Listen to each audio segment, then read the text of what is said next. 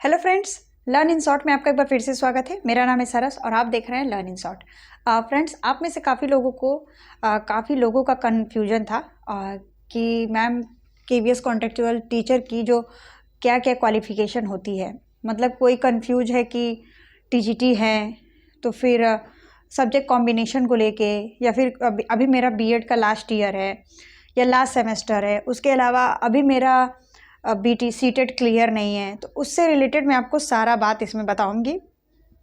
Video का part को बिना स्किप करके देखिएगा तो आपको समझ में आ जाए। वैसे तो मैं अब इस टॉपिक से रिलेटेड वीडियो नहीं बनाने वाली थी, लेकिन अभी भी आप लोग थोड़ा थोड़ा अंतर्द्वंद में हैं कि क्या मतलब अभी भी आप लोगों का डाउट क्लियर नहीं हुआ है। तो चलिए आज हम लोग इस पर बात कर लेते हैं। बहुत ही छोटे वीडियो में मैं आपको डिटेल चीज़ें बता दूंगी। तो देखिए, मैंने यहाँ पे लिख दिया है कि केवीएस कॉन्ट्रेक्चुअल टीचर क्वालिफिकेशन, और ऐसे बताने से अच्छा लगा मुझे कि मतलब मैंने सोचा कि मैं आपको इस पे लिख कर बता दूँ। थोड़ा छोटा ही दिखता है लेकिन आपको थोड़ा अच्छे से समझ में आ जाएगा। तो चलिए हम लोग बात कर लेते हैं। तो आज हम लोग बात करेंगे सबसे पहले पीजीटी से। अगर सपोज दैट आपको पीजीटी के लिए जाना है तो बहुत सारे लोग तो जा भी चुके हैं, दे भी चुके हैं, लेकिन अभी भी जिनका बाकी है, अभी बहुत जगह वैकेंसी नहीं है, ये जो आपका अभी मार्च तक ये प्रोसेस चलेगा। तो सबसे पहले हम लोग बात कर लेते हैं पीजीटी की। तो देखिए, पीजीटी में चाहता क्या है कि आप तो सीटेट पीजीटी में होंगे तो आपने सीटेट सेकंड पेपर क्लियर किया ही होगा। वैसे पीजीटी में हर जगह सीटेट नहीं होता है ज़रूरी, और सीटेट भी हो, मतलब कि आपका तो सीटेट होगा ही पीजीटी लेवल वालों का, क्योंकि वो टीजीटी की भी तैयारी करते हैं और वो लोग पहले पीआरटी की भी तैयारी करते थे जब सुप्रीम कोर्ट ने हटाया नहीं था प्राइमरी से। तो पीजीटी के लिए आपको देखिए, आपका बीएड होना चाहिए। अब एकदम आप ध्यान से सुनिएगा बातों को। बीएड प्लस आपका सीटेट है तो सही, ठीक है। उसके अलावा आपका मास्टर होना चाहिए जिस सब्जेक्ट से आपको अप्लाई करना है। सपोज दैट कि आपको हिंदी का टीचर बनना है तो हिंदी से आपका मास्टर होना चाहिए। इंग्लिश से इंग्लिश टीचर बनना है तो इंग्लिश में आपका मास्टर होना चाहिए। और उसके अलावा जिस सब्जेक्ट का वैकेंसी आता है, साइंस के लिए अप्लाई करना है तो आपका साइंस में मास्टर होना चाहिए। मतलब कि जो आपका एमए होता है, मास्टर ऑफ आर्ट्स, या फिर मास्टर ऑफ साइंस, एमएससी होता है, मास्टर ऑफ जो भी सब्जेक्ट से रिलेटेड होता है। अगर आपने एमसीए किया है, बीसीए किया है तो आप कंप्यूटर टीचर के लिए एलिजिबल है। आपका देखिए, पीजीटी में बीएड प्लस मास्टर और सीटेट तो आपका होगा ही, और मास्टर आपका जिस भी सब्जेक्ट के लिए वैकेंसी आई है आपको उसके लिए अप्लाई करना है। और ये सारे कोर्स आपके कंप्लीट होने चाहिए, इसमें आपका कोई कन्फ्यूजन ना रहे। ये सारे कोर्स आपके कंप्लीट होने चाहिए, ठीक है। आई होप कि पीजीटी वालों का डाउट क्लियर हो गया होगा। आइए अब हम लोग बात कर लेते हैं टीजीटी वालों के लिए, ठीक है। ट्रेंड ग्रेजुएट टीचर, इसमें आपका सबसे पहले बात कर लेते हैं। बीएड आपका कंप्लीट होना चाहिए, कंप्लीट होना चाहिए, ठीक है। आप लोग कंफ्यूज रहते हैं, लास्ट सेमेस्टर चल रहा है, लास्ट ईयर चल रहा है तो जा सकते हैं। जाने को तो आप जा ही सकते हैं, लेकिन वहाँ पे आपको जाकर ले भी सकते हैं इंटरव्यू आपका, लेकिन वो आपका क्यों लेंगे? वो लेंगे फिर आप, मतलब आप कैंडिडेट, अगर आपका कोर्स कंप्लीट नहीं है तो वो आप जैसे कैंडिडेट को क्यों लेंगे? वो उन्हीं का लेंगे ना जिनका कोर्स कंप्लीट होगा, ठीक है। टीजीटी में बीएड और प्लस आपका सीटेट पेपर 2, सीटेट कंपलसरी होता है, ठीक है, पेपर 2।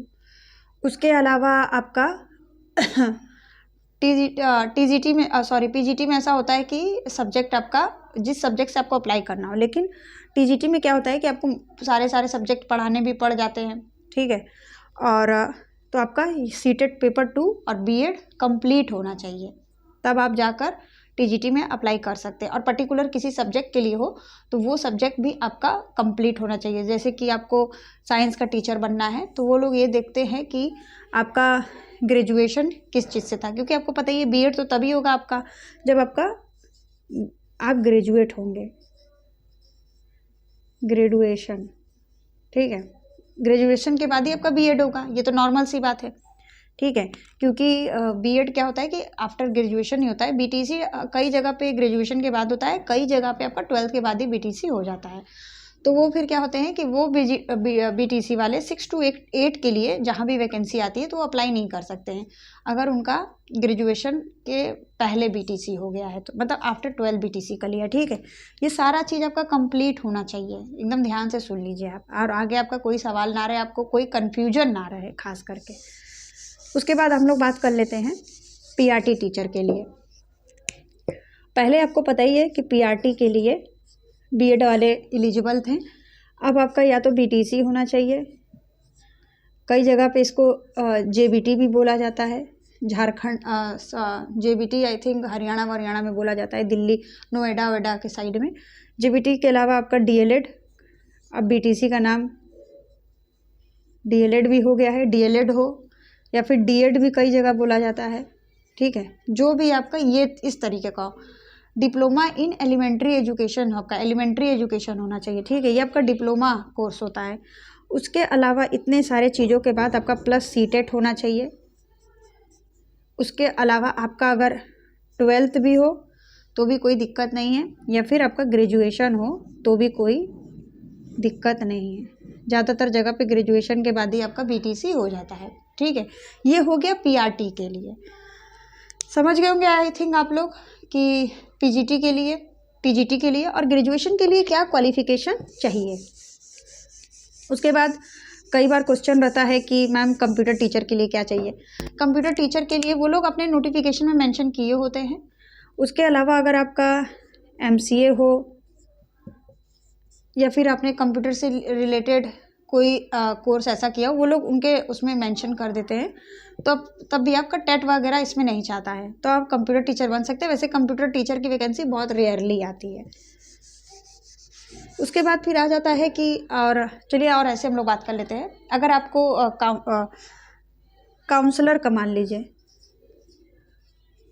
काउंसलर की वैकेंसी जो आती है उसमें क्या होता है कि आपको पता ही होगा कि आपका उसमें साइकोलॉजी काउंसलर, देखिए साइकोलॉजिस्ट का जो मतलब साइकोलॉजी में एकदम गहन अध्ययन किए रहते हैं, काउंसलर की मतलब काउंसलर का उनको ही वो मिलता है, तो आपको उससे रिलेटेड आपका कोर्स होना चाहिए। CTET देखिए आपको TGT और PRT में ज़्यादा कंपलसरी होता है। ठीक है, उसके अलावा वैकेंसी आती है नर्स की, तो नर्स का रिलेटेड आपको पता ही होगा कि आपने नर्स का कोर्स किया हो तब फिर आप नर्स के वैकेंसी के लिए एलिजिबल होते हैं। फिर आता है स्पेशल एडुकेटर का, तो स्पेशल एडुकेटर के लिए आपको पता ही होगा कि जिन्होंने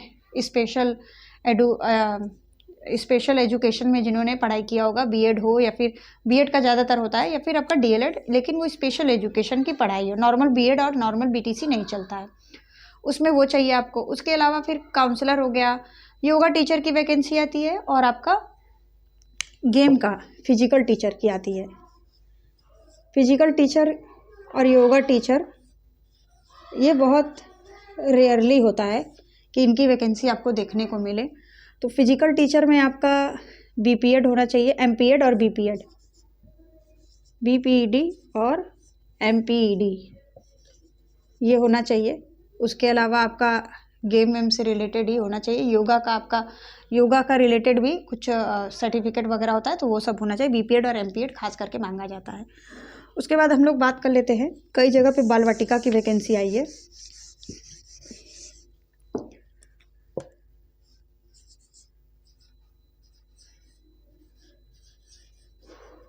बाल वाटिका के लिए आपका, इसका भी इंक खत्म हो गया लग रहा है। बाल वाटिका के लिए आपका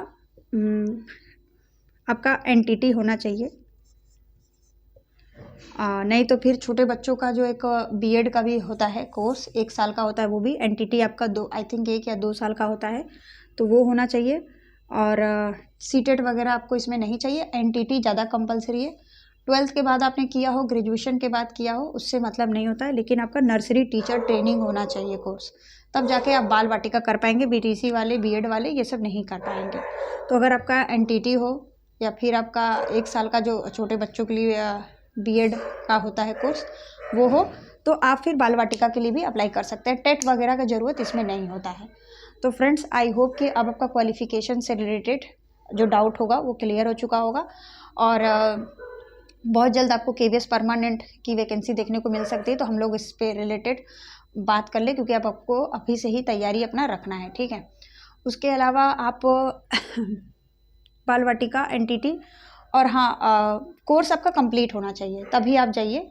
अदरवाइज़ आप जा भी सकते हैं, वहाँ पे जाने के बाद आप अपना जब वहाँ पे डॉक्यूमेंट वेरिफिकेशन होगा तो वो लोग खुद ही बोल देंगे, आपको ज़्यादा सोचने की ज़रूरत नहीं है, ना ज़्यादा कन्फ्यूज होना है, ठीक है। तो फ्रेंड्स, आई होप कि आपका डाउट क्लियर हो गया होगा। मिलते हैं नेक्स्ट वीडियो में, तब तक के लिए बाय बाय। वीडियो पसंद आए तो वीडियो लाइक करिए, चैनल को सब्सक्राइब करिए, अपने दोस्तों के साथ शेयर करिए। वैसे आप लोग का बहुत अच्छा प्यार मुझे मिल रहा है। तो मिलते हैं, कोई भी डाउट हो आप तो कमेंट कर दीजिएगा, मैं फ्री होते ही जवाब दे देती हूँ, नहीं तो मैं उससे रिलेटेड वीडियो बना देती हूँ। तब तक के लिए बाय बाय।